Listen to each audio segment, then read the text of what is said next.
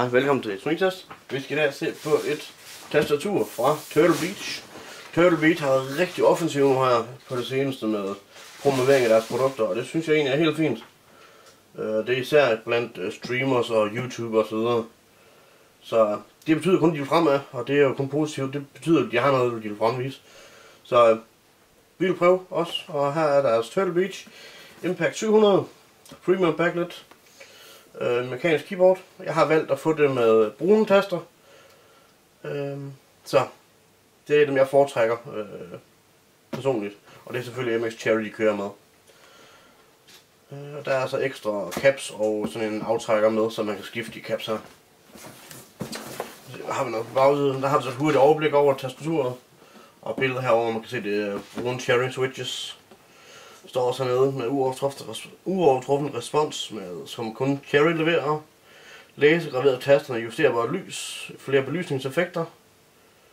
Skal vi se, ellers 3,5 mm jackstick og 2 USB data hooks. Det vil sige, at du kan sætte mus direkte her op i tastaturet, plus lyd ind og ud. Det tager vi lige kigger på ud. Så har vi en ekstra gaming taster og en metal keycap puller, så du kan fjerne og tilføje nye taster. Så der har vi noget hurtigt herovre, at man kan like, follow dem på Facebook, Twitter og YouTube. Jeg tror ikke der er så meget mere, så lad os prøve at få det åbnet i stedet for. Det er jo sådan set det. Jeg kan faktisk rigtig godt lide deres indpakning. Den er ret lækker også herinde. Når man får åbnet, så har man også Impact 700 og Turtle Beach. Det synes jeg er rigtig fedt lavet. Det gør ikke noget, at producenter går ud i indpakning også. Det giver også lidt en anden følelse, når man pakker tingene op første omgang. Så ser man hurtigt sådan en lille quick start guide. Og det er pakket fint ind. Der er ikke noget at komme efter. Det vejer noget, det tastatur her. Det er ikke sådan, der bare lige glider rundt på dit bord. Det er også foretrække efter min mening. Så jeg skal få det hele ud her, hvis jeg kan. Det er mærke.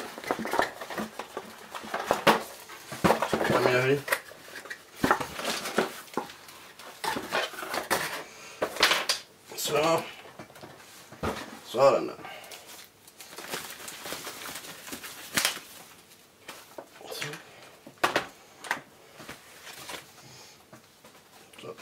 Først og fremmest så har vi de her caps her. Vi prøver at tage nogle af dem ud.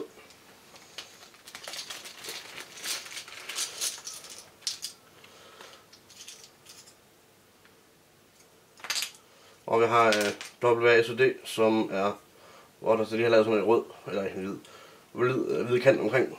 Det gør vel bare, at det bliver lyst mere op. Det er rødt lys, der er bag ved dem her. Kan se S'et og WASD vil blive lyst mere op, fordi de har de her blanke, eller gennemsigtige omkring selve tallet eller bogstavet. En cap puller, som man hurtigt lige kan, tager vi lige en af dem af her, så vi lige kan se. Som man kan se hernede bagved, så er det Cherry Brown, som jeg personligt foretrækker selv. Selve tastaturet kommer med en sleeve-ledning på det meste af stykket, lige på den nede bagved computeren, hvor du har USB for pass-through direkte, så du har en USB-hub heroppe. Og så har du selvfølgelig controls af selve tastaturet. Så har du headset og mikrofon, så du er fri for at sidde ned bag computeren med at sætte headset og mikrofon til. Så det har du heroppe bagved.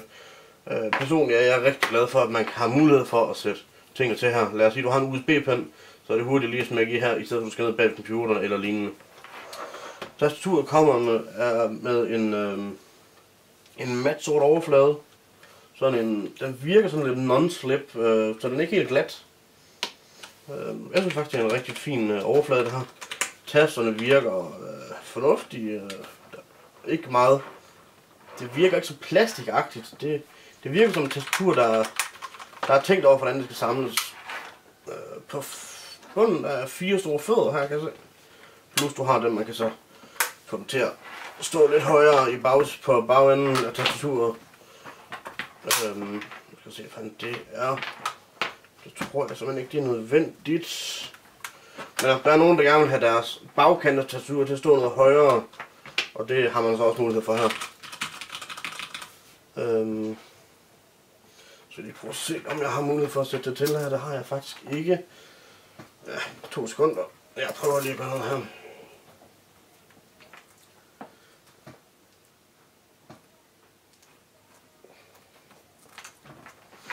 Vi kan lige prøve at se det lys der. Oppe i toppen af tastaturet har vi multimedietaster. Heroppe på F1 til F7. Der har vi heroppe har vi frem og tilbage, pause og spole og stop. Og på F5 til F7 der har vi skrue op og ned og mute. Så har vi på F11, der har vi noget lys, tror jeg. Og der har vi også på F12. Så prøver jeg lige se, om jeg kan få sat noget lys på her. Så jeg dykker lige ned bagved her.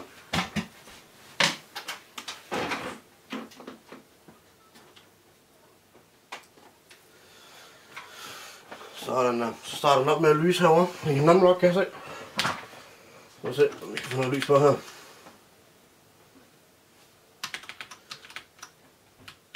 Det kan man der. Sådan. Så man kan se, så er det rødt lys der her i. Vi kan se, om der er flere funktioner. Så har man sådan et WSD og biltasterne lyser. Og 1 til 6. Det er nok mest til FPS-spil, kunne jeg forestille mig. Så har vi ingen lys og fuld lys. Så er der funktionen breathing og lysstyrke. Det gør du hele på F12 over. Det er lysstyrken og den mode, du nogle gange vil være i.